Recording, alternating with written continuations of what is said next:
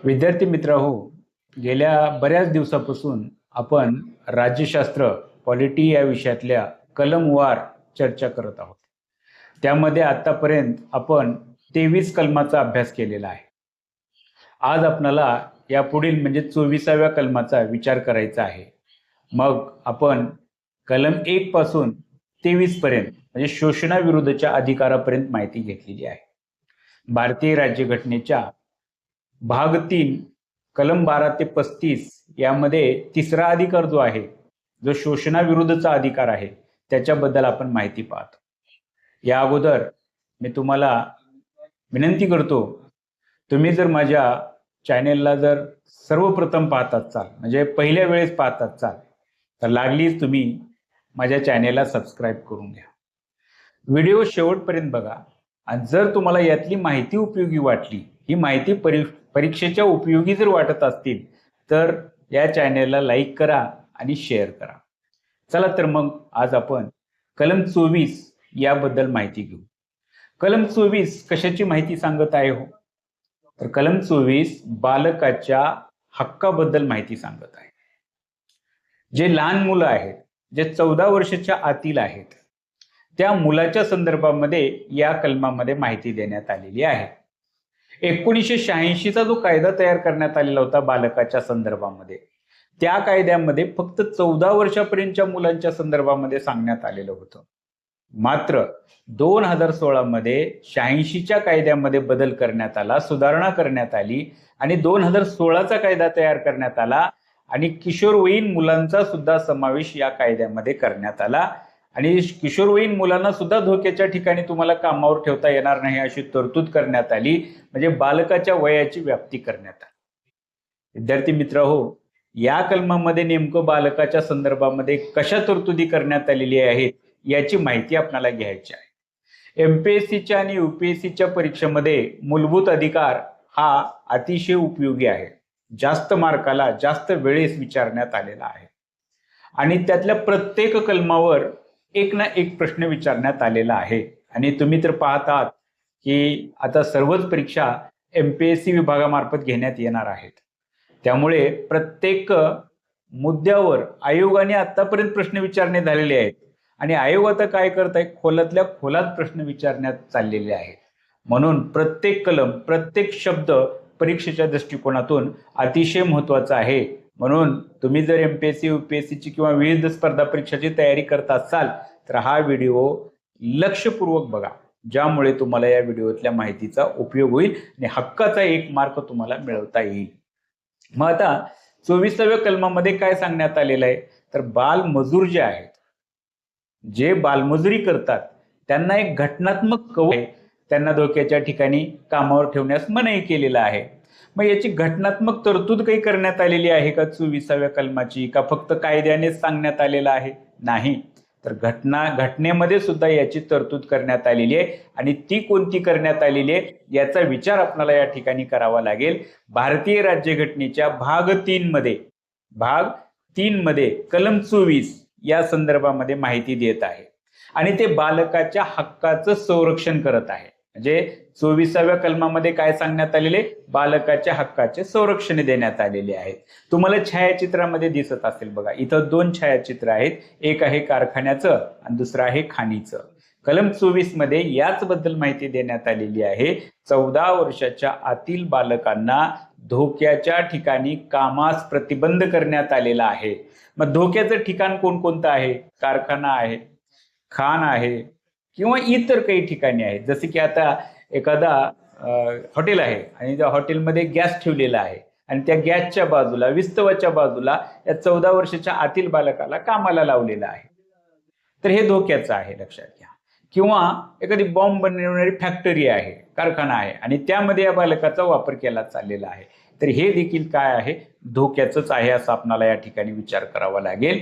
म्हणून अशा कामावर बंदी या कलमामध्ये घालण्यात आलेली आहे. मग नेमकं या संरक्षणाची व्याप्ती काय आहे पहा, म्हणजे नेमकं या कलमामध्ये कशाची माहिती देण्यात आलेली आहे, तर हा अधिकार कोणाला सांगण्यात आलेला आहे? ते भारतातल्या तर सर्व बालकांना लागू आहे. मग काही भारतामध्ये समजा वास्तव्य करण्यासाठी आलेले असतील किंवा रोजगारासाठी आलेले असतील आणि त्यांचे मुलं जर समजा इथं कामाला असतील, म्हणजे हे कलम फक्त भारतीय नागरिकांच्याच मुलाबाळांना संरक्षण देते असं नाही. विदेशी असतील, परदेशी व्यक्ती असतील, त्यांचे जरी बालके आमच्या भारतामध्ये राहत असतील तर त्यांना सुद्धा या कलमाने संरक्षणे दिलेले आहेत. म्हणजे सांगायचं तात्पर्य, हे कलम भारतातल्या नागरिकांसाठी सुद्धा लागू आहे आणि परदेशी नागरिकांसाठी सुद्धा लागू आहे. मग ह्या कलमाने बंदी कुणावर टाकण्यात आलेली आहे का? तर हो, बंदी देखील टाकण्यात आलेली आहे. एक राज्य संस्था असं करू शकणार नाही. कोणतंही सरकार, केंद्र सरकार असेल, राज्य सरकार असेल, स्थानिक सरकारे असतील, या सरकारांना बालकांना कामावर घेण्याचा अधिकार नाही. कोणत्या बालकांना? 6 ते 14 वयोगटातल्या बालकांना. 6 म्हणणं चुकीचं होईल, 14 वर्षाच्या आतील बालकांना कामावर घेता येणार नाही, अशी तरतूद करण्यात आलेली आहे. मग ही कलम फक्त सरकारपुरतच मर्यादित आहे का? तर तसं नाही. या कलमामध्ये प्रायव्हेट व्यक्तीचा सुद्धा समावेश आलेला आहे, म्हणजे खाजगी व्यक्तीचा सुद्धा समावेश आलेला आहे. समजा एखाद्या खेडेगावामध्ये एखादी शेतकरी आहे आणि त्या शेतकऱ्याने एखाद्या लहान मुलांना कामावर लावलेला आहे, तर तो सुद्धा तितकाच गुन्हेगार आहे जेवढा कारखान्यामध्ये एखाद्या बालकाला धोक्याच्या ठिकाणी कामाला लावलेला आहे. म्हणजे या ठिकाणी काय केलेलं आहे? खाजगी व्यक्तीचा समावेश केलेला आहे, सरकारचा समावेश करण्यात आलेला आहे. म्हणजे दोन्हीही घटकाचा समावेश यामध्ये करण्यात आलेला आहे, असं आपल्याला या ठिकाणी विचार करावा लागेल. मग आता याच्या संदर्भामध्ये कोणते कायदे करण्यात आलेले आहेत का बघा.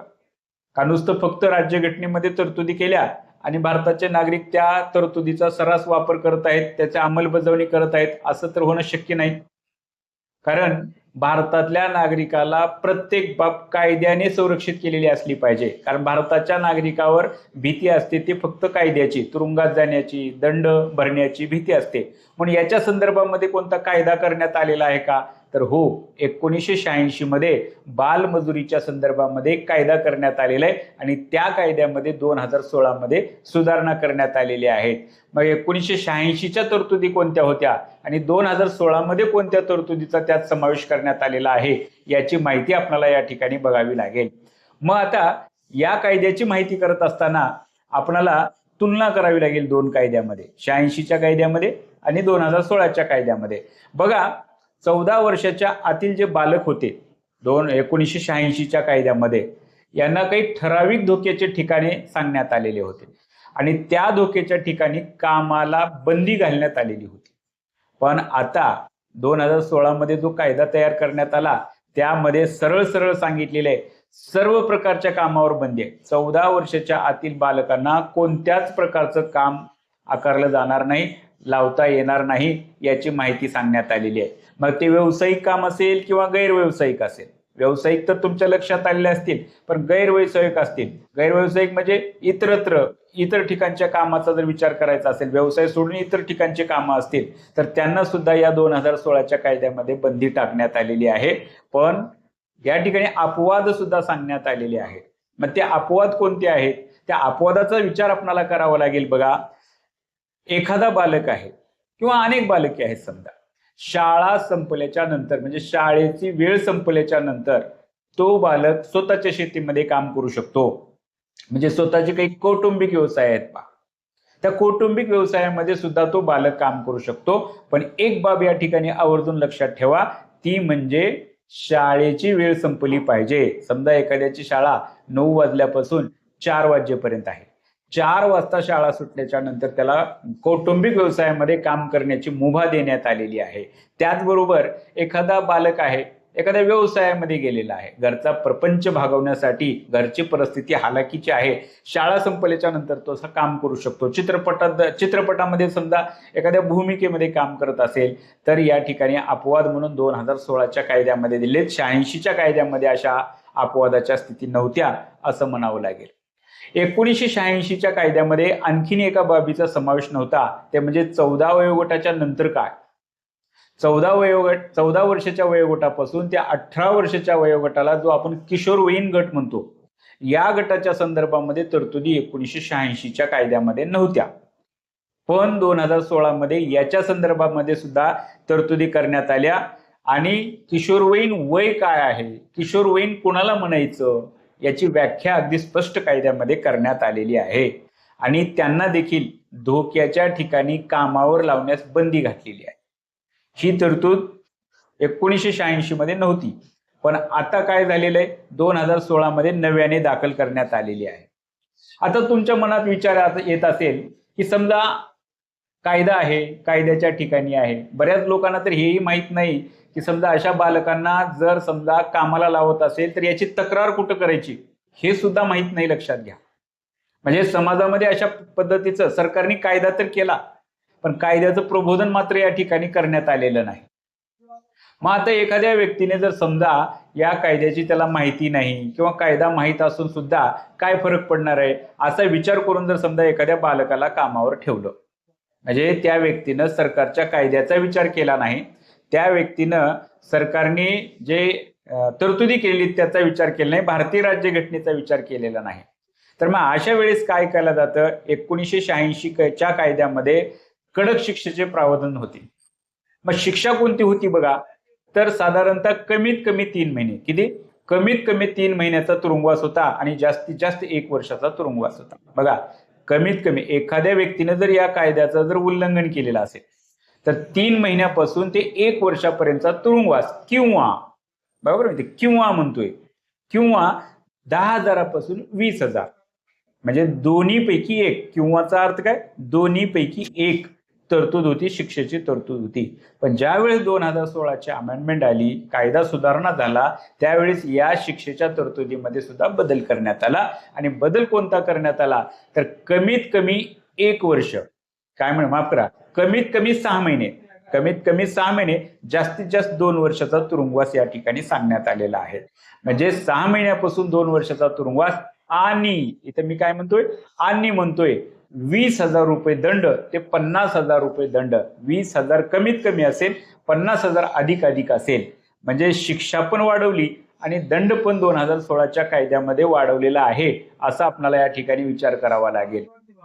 मग या संदर्भामध्ये न्यायालयाचं काय महत्व आहे का, सरकारने कायदा केला, पण कायदा योग्य आहे का अयोग्य आहे हे न्यायालय काय करतं, तपासतं. न्यायालयीन पुनर्विलोकनाचा अधिकार न्यायालयाला आहे आणि त्या न्यायालयाचं काम काय, त्याच्या समोर ज्या केसेस उभा टाकतील त्या केसेस मधून विविध प्रकरणाच्या आधारे बालकाच्या संदर्भामध्ये सरकारला तरतुदी सुचवणे हे काम न्यायालयाचं आहे. आणि न्यायालयाच्या समोर अशीच एक बालकाच्या संदर्भामध्ये केस आली 1996 मध्ये आणि त्या केसचं नाव होतं एच.सी. मेहता विरुद्ध तामिळनाडू राज्य. तामिळनाडू राज्याच्या विरोधामध्ये, म्हणजे सरकार तामिळनाडूचं होतं आणि एच.सी. मेहता नावाचा एक इसम होता आणि ती केस सर्वोच्च न्यायालयाच्या समोर आली आणि या केसचा न्यायनिवाडा देत असताना बालमजुरीच्या संदर्भामध्ये किंवा बालमजुरीचं निर्मूलन करण्याच्या संदर्भामध्ये सर्वोच्च न्यायालयाने काही ऐतिहासिक निर्देश दिले. आणि मग ते निर्देश कोणकोणते आहेत याचा विचार आपल्याला करावा लागेल. तर त्यांनी प्रामुख्याने 3 बाबी सांगितल्या. त्यातली एक बाब आहे जे पुनर्वसन निधीची तयार करा. पुनर्वसन निधी म्हणजे बालमजूर पुनर्वसन आणि कल्याण निधी, ज्याला आपण child labour rehabilitation welfare fund म्हणतो, या पुनर्वसन निधीची स्थापना करा असा निर्देश सरकारला न्यायालयाने दिलेले या केसच्या संदर्भामध्ये. आणि त्याचबरोबर तुम्ही जे दंडात्मक कारवाई करतात, जे आपण पाहिलं 10,000 ते 20,000 86च्या कायद्यानुसार आणि 20,000 पासून ते 50,000 हे 2016च्या कायद्यानुसार तुम्ही जे दंड आकारतात ना, त्यातली जे 20,000 रुपये जी रक्कम आहे ती रक्कम कुठल्या फंडामध्ये जमा करा, या बालकाच्या वेलफेअर फंडामध्ये जमा करा असा निर्देश या ठिकाणी दिलेला आहे. त्याचबरोबर सरकारला या ठिकाणी आणखीन एक निर्देश या न्यायालयामध्ये न्यायालयाने दिलेला आहे आणि सांगितले जे बालक कामाला आहेत त्यांच्या घरातल्या एका प्रौढ व्यक्तीला सरकारने काम पुरवठा करायचा आहे. हे 3 महत्वाचे निर्देश एच.सी. मेहता या केसच्या न्यायनिवाड्यामध्ये न्यायालयाने 1996 मध्ये दिलेले आहेत असा आपल्याला या ठिकाणी विचार करावा लागेल. आता बालकाच्या संदर्भामध्ये कायदा आहे, न्यायालय आहे, मग यासोबतच काही संस्थात्मक संघटना सुद्धा असणं गरजेचं आहे. काही संस्था बालकाच्या संदर्भामध्ये कार्यरत असलेल्या आपल्या भारत देशामध्ये दिसतात, त्या कोणत्या, आणि मग भारतीय राज्यघटनेतल्या इतर कोणत्या कलमाचा समावेश किंवा सांगड या 24व्या कलमाला घातलेला आहे का हे बघणं तितकंच गरजेचं आहे। आणि हे पाहत असताना आपल्याला सांगावं लागेल, राष्ट्रीय बालहक्क संरक्षण आयोग संस्था पाहत असताना आपणाला या आयोगाचा अगदी स्पष्टरित्या उल्लेख करावा लागेल। आणि हा आयोगच बालकाच्या संदर्भामध्ये भारतामध्ये एक मैलाचा दगड म्हणून, एक मोठी ठोस भूमिका म्हणून कार्यरत आहे। 2005च्या कायद्यामध्ये याची निर्मिती करण्यात आली आणि प्रत्यक्षात मात्र 2007 मध्ये हा आयोग स्थापन करण्यात आलेला आहे। मग आता संस्थात्मक विकास पाहत असताना, संकल्पनात्मक बाबीचा विचार करत असताना भारतीय राज्यघटनेचं कलम 21 बघा, 21च्या संदर्भामध्ये मागे आपण विचार केलेला आहे। कलम 21 असेल किंवा मूलभूत अधिकारातले किंवा कलम 1 पासून ते आजच्या 23व्या कलमापर्यंत आणि आजचं 24वं कलम इथपर्यंत आपण प्रत्येक वेळेस सविस्तर माहिती घेतलेली आहे। आणि म्हणून मी सांगतो तुम्हाला 21व्या कलमाचा तुम्ही व्हिडिओ पहा, म्हणजे तुम्हाला इथं विचार करत असलेलं 21(1) काय आहे हे कळेल। 21(1) कलमामध्ये काय सांगण्यात आलेलं आहे, जे कलम 24 मध्ये बालकांच्या कामाबद्दल बंदी टाकलेली आहे। मग कोणते बालक आहे ते 14 वर्षाच्या आतील आहे। आणि 14 वर्षाच्या आतील 21(अ) मध्ये काय म्हणण्यात आलेलं आहे की 14 वर्षाच्या आतील बालकांना शाळेमधलं शिक्षण, प्राथमिक शिक्षण मोफत आणि सक्तीचं आहे। आणि भारतीय राज्यघटनेच्या 11व्या मूलभूत कर्तव्यामध्ये हे सुद्धा माहिती देण्यात आली आहे, पालकांनी काय करायचंय, आपल्या पाल्याला शिक्षणाच्या संधी उपलब्ध करून द्यायचं आहे। ते कर्तव्यामध्ये आहे, मूलभूत अधिकारामध्ये 21 मध्ये आहे। आणि 24व्या कलमामध्ये काय सांगण्यात आले आहे की 14 वर्षाच्या आतील बालकाला कामाला न घेता त्यांना शिक्षणाच्या संधी उपलब्ध करून द्या। म्हणजे एक प्रकारचं सांगड या ठिकाणी या कलमाच्या संदर्भामध्ये घातलेलं आहे असं म्हणावं लागेल। मग आता तुम्ही ह्या तरतुदी पाहिल्या, पण MPSC असेल, UPSC असेल, स्पर्धा परीक्षा असतील, वारंवार याच्यामध्ये प्रश्न विचारलेले आहेत। तुमच्यासाठी क्विक रिव्हिजन आपल्याला या ठिकाणी करावं लागेल। त्यामध्ये बघा, आपण या कलमामध्ये काय केलेलं आहे, वयोमर्यादेची लक्षणे विचारात घेतलेली आहेत। म्हणजे कोणत्या वयोमर्यादेपर्यंत हा कायदा लागू आहे, तर हा कायदा 14 वर्षाच्या आतील बालकासाठी लागू आहे असं म्हटलेलं आहे। आणि 2016च्या अमेंडमेंटमध्ये 18 वर्षाच्या मुलापर्यंत सुद्धा तुम्हाला कामावर ठेवता येणार नाही असं सांगण्यात आलेलं आहे, ज्याला आपण किशोरवयीन मूल म्हणतो। 14 ते 18 वयोगटातला आहे, त्यांना सुद्धा धोक्याच्या ठिकाणी कामावर ठेवता येणार नाही। एक खटला आपण विचारात घेतला आणि तो खटला होता HC मेहता। 1996 मध्ये सर्वोच्च न्यायालयाच्या समोर आल्याच्या नंतर न्यायालयाने 3 निर्देश दिले, त्यामध्ये कोणत्या मुलाला कामावर ठेवता येणार नाही, त्यानंतर त्यांच्यासाठी तुम्हाला एक वेलफेअर फंड तयार करावा लागेल आणि त्यांच्या घरातल्या एका व्यक्तीला रोजगार पुरवठा करावा लागेल, अशा तरतुदी या खटल्याच्या संदर्भामध्ये आपण पाहिलेली आहे। त्याचबरोबर एखादी संबंधित संस्था निर्माण केलेली आपण पाहिली, जे बालहक्क संरक्षणासाठी, बालमजुरीच्या विरोधात कार्य करण्यासाठी जे बालहक्क आयोग आहे त्या संदर्भामध्ये विचार केला आपण। 2005 मध्ये तसा कायदा तयार केला आणि 2007 मध्ये अशी संस्था सुद्धा आणलेली आहे। आणि हे करत असताना जो व्यक्तीला जीवन जगण्यासाठी जे 21वं कलम दिलेले 21(अ), 86वी घटना दुरुस्ती 2002 मध्ये, याच्यामध्ये सुद्धा आपल्याला याचा सांगड घातलेली आहे। म्हणजे काय झालेलं आहे, 24व्या कलमाला कायदेशीररित्या शासन संस्थेने भक्कम पुरावा दिलेला आहे असं आपल्याला म्हणावं लागेल। त्याचबरोबर न्यायालयाने सुद्धा 24व्या कलमामध्ये विविध न्यायनिवाड्याचा वापर करून 24व्या कलमाला एकदम मजबूत केलेला आहे। कोणत्याही व्यक्तीला 14 वर्षाच्या आतील बालकांना कामावर ठेवण्याचा अधिकार नाही। पण अपवादाचा सुद्धा विचार केलेला आहे, शाळेचा वेळ संपल्याच्या नंतर तुम्ही एखाद्या बालकाला कौटुंबिक व्यवसायामध्ये कामाला लावू शकता असं सांगण्यात आलेलं आहे। विद्यार्थी मित्रांनो, आजचा हा व्हिडिओ तुम्हाला कसा वाटला, ही माहिती जर समजा तुम्हाला उपयोगी जर वाटत असेल तर या चॅनेलला सबस्क्राईब करा आणि जास्तीत जास्त लोकांपर्यंत शेअर करा। आणि हा व्हिडिओ जर तुम्ही पहिल्यांदा पाहत असाल तर माझ्या चॅनेलला सबस्क्राईब करा। धन्यवाद।